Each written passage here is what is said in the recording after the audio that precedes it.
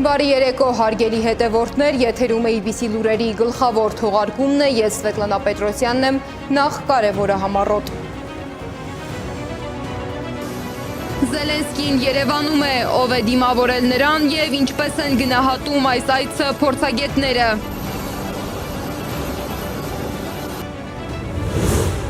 Երևանը հյուրընկալում է բարձրաստիճան պատվիրակությունների, ինչու է այս այցը կարևոր տարածաշրջանի համար։ Առաջին անգամ գագաթնաժողովը անցկացվում է առանց Գերմանիայի ղեկավարի, ինչու կանցլերը չի ժամանել Երևան։ Բուլղարիայի նախագահը հանդիպել է Փաշինյանին, ինչ փաստաթուղթ են ստորագրել կողմերը։ Կենտրոնական ընտրական հանձնաժողովն այսօր արտահերտ է հրավիրել, որ քաղաքական ուժը ընտրական քվեաթերթիկի որ համարն է զբաղեցնելու։ Վաշինգտոնը կոշտ դիրքորոշում ունի, ինչ է պատասխանել Դոնալդ Թրամփը Իրանի առաջարկին։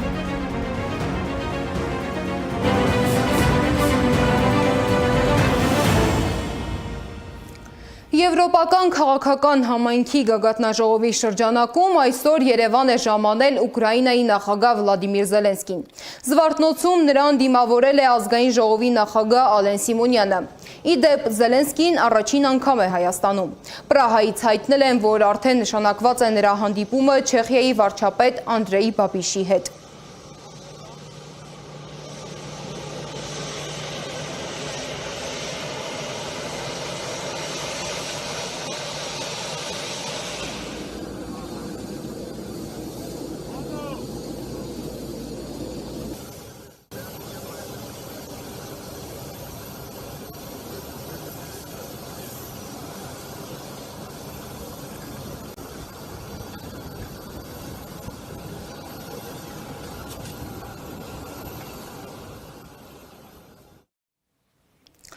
Հիշեցնեմ, որ անցած շաբաթ Զելենսկին Ադրբեջանում էր, որտեղ առաջարկել է Բաքուն դիտարկել որպես ռուս-ուկրաինական բանակցությունների հնարավոր հարթակ։ Մոսկվան սակայն մերժել է այդ առաջարկը։ Ինչպես է մեկնաբանում այցը քաղաքագիտական շրջանակը, լսենք։ Բավականին բարդ եւ բազմաշերտ իրավիճակ է, քան առաջին հայացքից այդ հակադրությունների վրա տրվող գնահատականները։ Ռազմավարական իմաստով մենք տեսնում ենք, որ Ռուսաստանը պարբերաբար Երևանին այսպես կարմիր գծերի մասին զգուշացնում է։ Հիմա նախընտրական այս շրջանում մենք տեսանք որոշակի աննախադեպ կոշտությամբ եւ ձևակերպումներով զգուշացումներ եւ նաեւ որոշակի քայլեր ենք տեսնում, որոնցով Մոսկվան ըստ ամենայնի գործնականում փորձում է ցույց տալ, որ ամենևին լոկ խոսքեր չեն իր զգուշացումները եւ եթե Հայաստանի իշխանությունը այսպես գնա բացարձակ ոտնահարելու ճանապարհով Ռուսաստանի հետաքրքրություններն ու շահերը եւ բավարարի եվրոպական շահերն ու հետաքրքրությունները, այդ դեպքում կլինեն արդեն բավականին ծանր հետևանքներ։ Սա է ընդհանուր պատկերը եւ այս պատկերում Զելենսկին ես կարծում եմ ավելի շատ հենց մեդիա ուշադրության թեմա է, քան ինչ որ բուն իմաստով նշանակալի թեմա։ Եվրոպական քաղաքական համայնքի 8-րդ գագաթնաժողովին մասնակցելու նպատակով Հայաստան են ժամանել Հյուսիսային Մակեդոնիայի նախագահը, Եվրոպայի խորհրդի գլխավոր քարտուղարը, Կանադայի, Կոսովոյի, Էստոնիայի, Լիտվայի վարչապետները, Բոսնիայի և Հերցեգովինայի նախագահության նախագահողը և ԵՀԿ գլխավոր քարտուղարը։ Առանց մեկնաբանության դիտենք նրանց ժամանումը։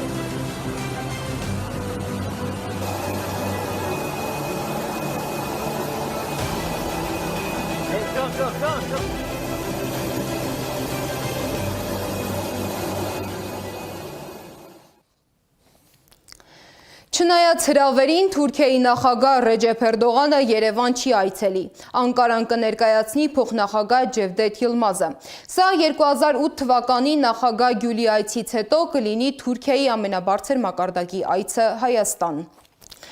Երևան չի գա նաև Գերմանիայի կանցլերը։ Ֆրիդրիխ Մերցի գրասենյակը դա պատճառաբանել է աշխատանքային զբաղվածությամբ։ Այսպիսով Եվրոպական քաղաքական համայնքի գագաթնաժողովը առաջին անգամ կանցկացվի առանց Գերմանիայի կառավարության ղեկավարի ներկայության։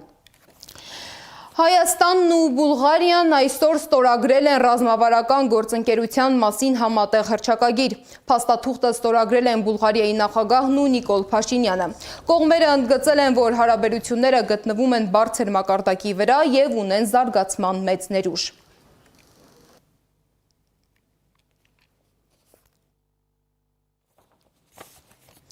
Այս օրերին Հայաստան է ժամանելու մոտ 50 բարձրաստիճան պատվիրակություն, այդ թվում Եվրոպական խորհրդի նախագահ Անտոնիո Կուշտան եւ Եվրահանձնաժողովի նախագահ Ուրսուլա ֆոն դեր Լայենը։ Նիկոլ Փաշինյանը առավոտյան տեսանյութ է հրապարակել անդրադառնալով առաջիկա օրերին կայանալիք իրադարձություններին։ Սիրելի ժողովուրդ, առաջիկա օրերին խոշոր իրադարձություններ են սպասվում Հայաստանի Հանրապետությունում։ Վաղը տեղի ունենալու Եվրոպական քաղաքական համայնքի 8-րդ գագաթնաժողովը եւ այսօրվանից դեռ երեկվանից հյուրերը ժամանում են եւ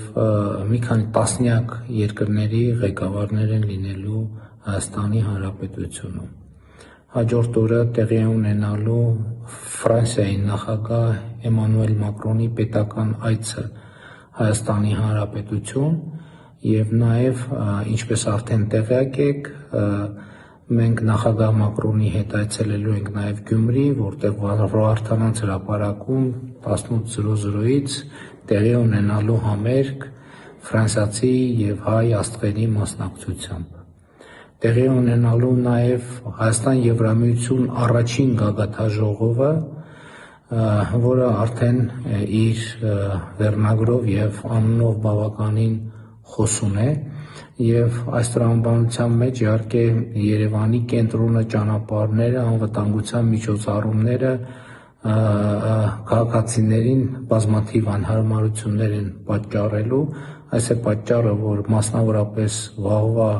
մայիսի 4-ի երկուշաբթի օրը հայտարարել ենք ոչ աշխատանքային օր։ Իդեպ Գյումրին արդեն պատրաստվում է Մակրոնի այցին։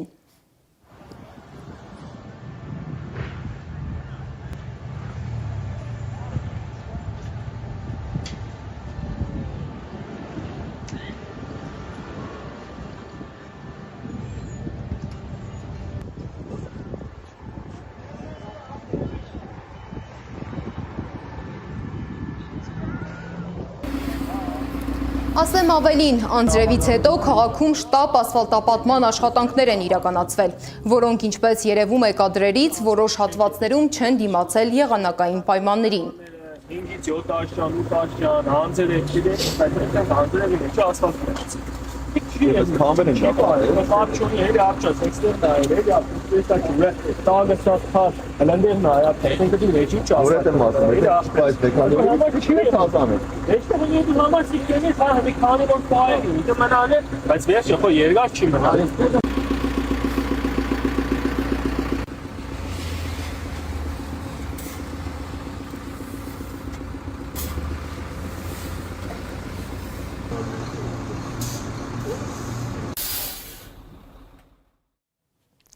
Եվրոպացի առաջնորդների այցին ընդառաջ ուժեղացվել են անվտանգության միջոցառումները։ Հանրապետության հրապարակում կենտրոնացված են մեծաթիվ ոստիկանական ուժեր, իսկ Երևանի կենտրոնում գտնվող հյուրանոցների մուտքերը վերահսկում են ոստիկանները։ Սրանից հետո սկսում եմ։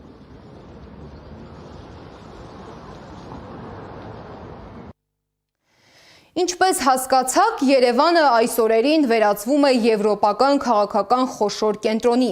եւ այդ պատճառով այս օրերին նախատեսված են երթևեկության սահմանափակումներ։ Օրինակ այսօր ժամը 9:30-ից 19:30-ը փակ կլինի Զվարթնոց միջազգային օդանավակայանից մինչև մայրաքաղաքի կենտրոն, այսինքն ամբողջ Իսակովի պողոտան։ Փակ կլինի 18-ից մինչև 19:30-ը ամբողջ հրապարակը, հրապարակ տանող ճանապարհները Ամիրյան Զաքյան խաչմերուկից եւ Սայաթնովա Աբովյան խաչմերուկները։ Նաև փակ կլինի 18-ից 20-ը Ձորապ Լեո հատվածը։ Այսօր նաև կփակվի Ազատության պողոտան, Բաղրամյան պողոտան դեպի Պրոշյան Դեմիրճյան փողոցները եւ Պարոնյան Ձորապ հատվածը փակ կլինի։ Քաղաքապետարանը հրապարակել է նաև մայիսի 4-ից 5-ը փակվող փողոցների ցանկը։ Մայիսի 4-ին ժամը 7-ից 19:00-ն փակ են լինելու Հաղթանակ կամրջից Աթենքի փողոց տանող ճանապարհահատվածը, Քրքորյան փողոցից Ծիծեռնակաբերդի խճուղի տանող ուղղությունը։ Ժամը 7-ից 10:30-ը փակ են լինելու նաև Հանրապետության հրապարակը, Աբովյան փողոցը Սայաթնովայի պողոտայից դեպի Հանրապետության հրապարակ հատվածը, Մաշտոցի պողոտայից եւ Գրիգոր Լուսավորչի փողոցից Հաղթանակի կամուրջ տանող հատվածները, Ագաթան Գեղոսի, Գրիգոր Լուսավորչի, Արշակունյանց պողոտա Խաչմերուկից Գրիգոր Լուսավորչի փողոց ուղղությունը, Շահումյան հրապարակից Բեյրութի փողոց ընկած հատվածը, Ազատության պողոտան, Բաբայան փողոցից Սարալանջի շրջանցիկ ճանապարհ տանող հատվածը։ Մայիսի 5-ին ժամը 8-ից 12-ը փակ են լինելու Հանրապետության հրապարակ մուտք գործող բոլոր փողոցները, Շահումյան հրապարակից դեպի Հաղթանակի կամուրջն ընկած ճանապարհահատվածը, Աթենքի փողոցը, Ծիծեռնակաբերդի խճուղին, Մաշտոցի պողոտան, Սայաթնովայի պողոտան, Աբովյան փողոցը, Բաղրամյան փողոցը։ Այս գագաթնաժողովը այն հանդիպումներից է, որտեղ Եվրոպայի տարբեր երկրներ փորձում են քննարկել ընդհանուր անվտանգային, էներգետիկ ու քաղաքական հարցեր, առանց պարտադիր պայմանագրերի, բայց կարևոր քաղաքական ուղերձներով։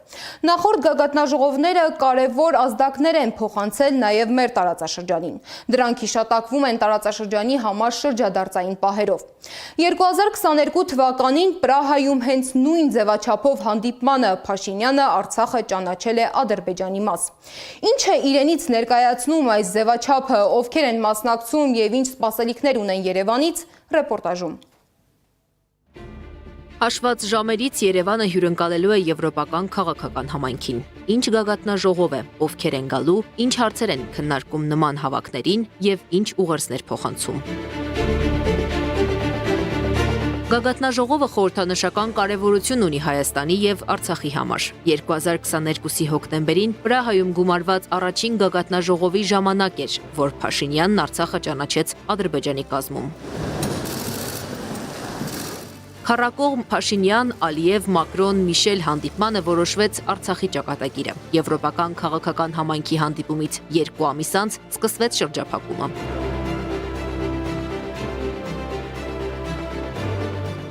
Գագաթնաժողովի հիմնական նպատակներից է անվտանգային հարցերի քննարկումը, եվրոպական երկրների միջև քաղաքական համագործակցությանը նպաստող քայլերը, էներգետիկայի, միգրացիային վերաբերող հարցերի քննարկումը։ Նաև հարթակ են ստեղծում այն երկրների համար, որոնք Եվրամիության անդամ չեն։ Գագաթնաժողովները սովորաբար անցկացվում են տարին 2 անգամ, Գառնանը ոչ ԵՄ անդամ, Աշնանը ԵՄ անդամ երկրներում։ Առաջին գագաթնաժողովին Պրահայում հավաքվել էր շուրջ 44 երկրի առաջնորդ։ Երկրորդը Մոլդովայի Բուլբոակայում էր, խորհրդարանական ընտրությունից 4 ամիս առաջ։ Եվրոպական քաղաքական համայնքը 7 անգամ է հավաքվել տարբեր երկրներում՝ Իսպանիայում, Հունգարիայում, Մեծ Բրիտանիայում, Ալբանիայում, վերջինը Դանիայի Կոպենհագենում էր։ Գագաթնաժողովների մշտական մասնակից էր Նիկոլ Փաշինյանը։ Իսկ ինչ է տալու 8-րդ գագաթնաժողովը Հայաստանին։ Ես չգիտեմ, թե ինչ կտա Հայաստանին, բայց ինչ կտա իշխող էլիտային, դա հասկանալի է։ Սա ինչ-որ իրադարձություն է նախընտրական համատեքստում Հայաստանում։ Եվրոպա կամ եվրոպական բառը այստեղ նշանակում է լավ։ Եվրոպական որակ, եվրոպական ավտոմեքենա, եվրոպական կենսամակարդակ, եվրոպական ժողովրդավարություն։ Այս ամենը ընկալվում է որպես լավ բան։ Հատկապես 2020 եւ 2023 թվականներից հետո, երբ փլուզվեց այն մտավոր կառուցվածքը, որը կար Հայաստանում, այն, որ Ռուսաստանը ապահովում է մեր անվտանգությունը, Եվրոպան ինչ-որ հսկայական իմաստ ստացավ։ Սա չի նշանակում, որ ինչ-որ բաներից մեկը ճիշտ է, մյուսը սխալ։ Խոսքը դրա մասին չէ։ Խոսքն այն մասին է, որ կա այսպիսի սոցիալական կոնստրուկտ, եւ քաղաքական ուժերը չեն կարող չօգտվել դրանից։ Նրանք օգտագործում են այն, եւ սա կաշխատի ընտրությունների վրա ներկայիս իշխանության համար, որը կպնդի, որ եվրոպականացումը մեր ճանապարհն է։ Եվրամիության առաջնորդների, այդ թվում Էմանուել Մակրոնի, Շարլ Միշելի եւ Ժոզեփ Բորելի գնահատականներով եվրոպական քաղաքական համայնքի գագաթնաժողովները ոչ ֆորմալ քաղաքական երկխոսության հարթակ են, որտեղ կարևոր քննարկումները հաճախ ընթանում են նաեւ երկկողմ ձևաչափերում։ Գագաթնաժողովի շրջանակում սովորաբար պարտադիր իրավական պայմանագրեր չեն ստորագրվում։ Այս գագաթնաժողովը բարձր են գնահատում Հայաստանի արտգործնախարարությունը, կառավարությունը։ Բոլոր անդամներին սպասում եմ, այո, ներառյալ Ուկրաինայի նախագահի։ Արման Աբովյանի խոսքով Եվրոպայի քաղաքական համայնքին Երևանում հավաքելը մեկ հիմնական ուղերձ ունի։ Նրանք այդպիսով աջակցում են վարչապետ Փաշինյանին հունիսի 7-ի ընտրություններին։ Գոյություն չունի իրականում ոչ մի եվրոպական ստանդարտ, գոյություն ունի Եվրոպայի հետաքրքրությունները եւ Եվրոպան խորապես թքած ունի թե Հայաստանի, թե մեր վրա։ Եվրոպան թքած չունի, օրինակ, որ գազը մատակարարվի Ադրբեջանից Զանգեզուրի միջանցքով, այլ կերպ ասած թրիփով դեպի Եվրոպա։ Այդ դրա վրա ինքը թքած չունի։ Եվրոպան օրինակ թքած ունի այն կտանքներին, որոնց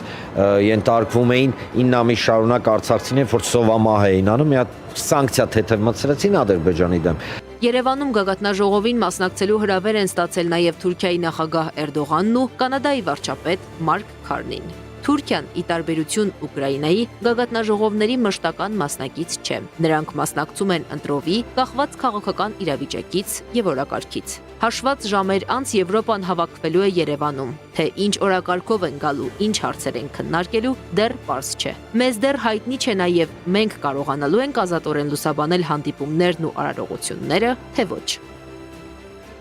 Անի Աբաղյան, Էդիկ Մալաքյան, Անդրանիկ Մասուրյան, ABC Media։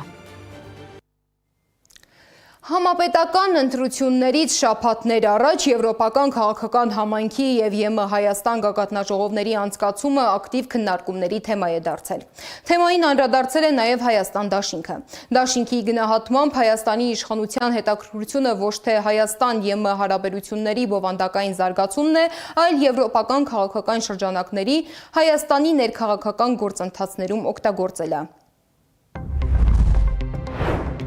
Նման միջոցառումների անցկացումը Հայաստանի իշխանության կողմից անխուսափելիորեն ներկայացվելու է որպես արտաքին զորակցություն։ Ցավով արձանագրում ենք, որ Եվրոպական միության գործադիր իշխանությունը ներկայացնող անձանց հայտարարությունները միայն ավելացնում են մեր մտահոգությունները առ այն, որ Հայաստանի իշխանության մանիպուլյատիվ գործողությունները կարծես ստանում են եվրոպական սատարում։ Հայաստանյան քաղաքական գործընթացներում մենք չենք ակնկալում արտաքին քաղաքական որևէ դերակատարի, այդ թվում Եվրոպական միության միջամտությունը։ Սակայն Հայաստանի արտաքին գործընկերների շրջանում Եվրոպական միությունն այն եզակիներից է, որն ունի իրավապայմանագրային պարտավորություններ հետևելու Հայաստանում օրենքի գերակայությանը եւ ժողովրդավարական գործընթացներին։ Միջազգային հայտնի իրավապաշտպան եւ փաստաբան Ռոբերտ Ամստերդամը վստահ է, եվրոպացի պաշտոնյաները Հայաստան են գալիս ընտրություններից առաջ աջակցություն հայտնելու Փաշինյանին։ Ամստերդամը խոսել է նաեւ Ադրբեջանում պահվող հայ գերիների եկեղեցի իշխանություն լարված հարաբերությունների մասին։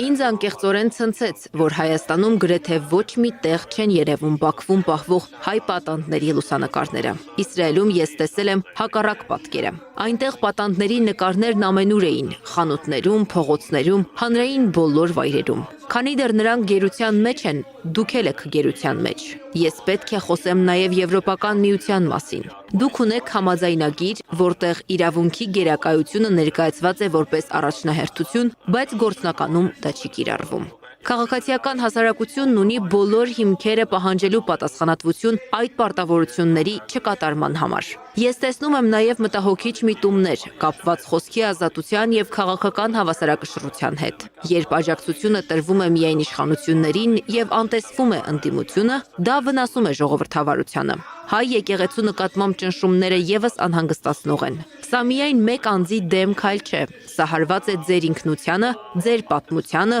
լեզվին եւ մշակույթին։ Ժամանակն է վեր կենալ պասիվ վիճակից եւ գործել։ Դուրս եկեք փողոցներ, բարձրացրեք ձեր ձայնը, կրեք պատանդների դիմանկարները եւ ստիպեք, որ աշխարհը տեսնի ու արձագանքի։ Իրական փոփոխությունները տեղի են ունենում ոչ թե լռության մեջ, այլ մարդկանց ակտիվ գործողությունների արդյունքում։ Բայց Հայաստանը եվրոպական գործընկերներին հյուրընկալելուց բացի նաև պատրաստվում է հունիսի 7-ին կայանալիք խորհրդարանական ընտրությանը։ Կենտրոնական ընտրական հանձնաժողովն այսօր արտահերթ նիստ էր հրավիրել։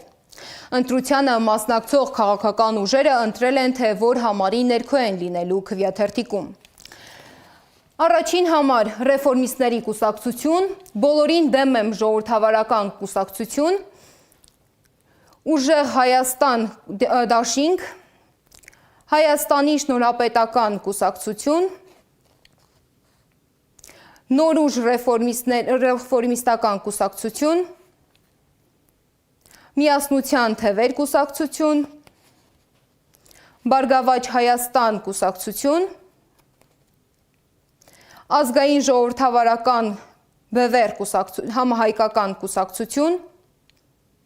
Քոչարի ազգային վերածնունդ եւ ազգի զարթոնք կուսակցություն, Հայ ազգային կոնգրես կուսակցություն, Հանրապետություն կուսակցություն, Քրիստոնյա ժողովրդավարական կուսակցություն, Ալյանս առաջադիմական ցենտրիստական կուսակցություն, Ժողովրդավարական համախումբ կուսակցություն, Դեմոկրատիա, օրենք, կարգապահություն կուսակցություն, Քաղաքացիական պայմանագիր կուսակցություն, Հայաստան կուսակցությունների դաշինք, Նույն հանրապետության ժողովրդավարության պաշտպանների կուսակցություն, Լուսավոր Հայաստան կուսակցություն։ Իսկ թե ինչ է տեղի ունեցել Կենտրոնական ընտրական հանձնաժողովի արտահերթ նիստում, հետևել է իմ գործընկեր Անի Աբաղյանը։ Կենտրոնական ընտրական հանձնաժողովն արտահերթ նիստ էր հրավիրել։ Օրակարգում քաղաքական ուժերի գրանցման հարցներ։ Նրանցից 18-ը անարգել ներս մտան, բայց բոլորին դեմ եմ կուսակցության ներկայացուցչին թույլ չտվեցին մտնել։ Թույլ չտվեցին, որովհետև մարվելի կերպարներով էին եկել եւ ուզում Սպայդերմենի հագուստով մտնել։ Այդ գործը լավ կազմակերպելու համար հավաքել ենք մեր բոլոր ուժերը, մեզ աջակցող բոլոր հզոր ուժերին մեր թիկունքում կանգնած ու հիմա պատրաստվում ենք մտնել Կենտրոնական ընտրական հանձնաժողով։ Կենտրոնական ընտրական հանձնաժողովի նախագահ Վահագն Հովակիմյանը նիստը սկսելուց առաջ ասաց, որ լիազոր ներկայացուցիչները դիմակով չեն կարող ներս մտնել։ Սպայդերմենի հագուստով առանց դիմակի ներկայացուցիչը մտավ։ Կենտրոնական ընտրական հանձնաժողովը մերժեց ԴՕԿ կուսակցության ընտրական ցուցակի առաջին համար Վարդան Ղուկասյանի գրանցումը։ Մերժել են կուսակցության եւս 2 անդամի գրանցում։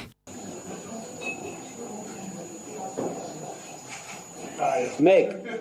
եւ այնպես կոմուցիստվեք։ Գրանցումներին հաջորդել է վիճակահանությունը։ Քաղաքական 19 ուժ ընտրությանը մասնակցելու համարն է ընտրել։ Պետական կուսակցություն լիազորնիկաչը։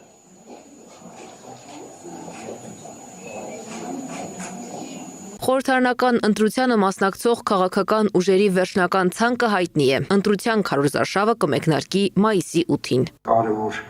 ամսաթիվը դա հունիսի 7-ն է, այդ օրը տեղի կունենան ազգային ժողովի հերթական ընտրություններ։ 35 օր է բաժանում քաղաքացիներին ընտրության օրից։ 17 կուսակցություն եւ 2 դաշինք պայքարում են խորհրդարանում հայտնվելու, Հայաստանի կառավարումը ստանձնելու, վստահության քվեն ստանալու համար։ Անի Աբաղյան, Գեգամ Ղազարյան, ABC Media։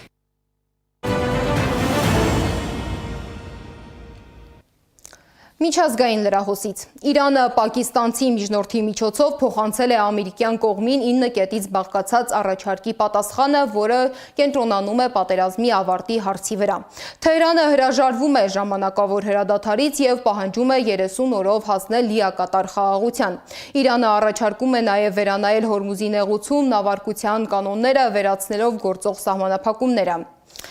Վաշինգտոնի արձագանքը կոշտ է։ ԱՄՆ նախագահ Դոնալդ Թրամփը հայտարարել է, որ կվերանայի առաջարկը, սակայն դժվար թե այն ընդունելի համարի։ Նա նաև ակնարկել է Իրանի դեմ նոր ավիահարվածների հնարավորության մասին, ընդգծելով, որ Թեհրանը դեռ բավարար գին չի վճարել իր գործողությունների համար։ Այս ժամի համար նախատեսել էինք այսքանը, շարունակեք հետևել մեզ սոցիալական բոլոր ցանցերում կամ այցելեք մեր պաշտոնական կայք www.abc-media.am։ Շնորհակալություն, որ մեզ հետ էիք, մնացեք խաղաղությամբ, բարի գիշեր։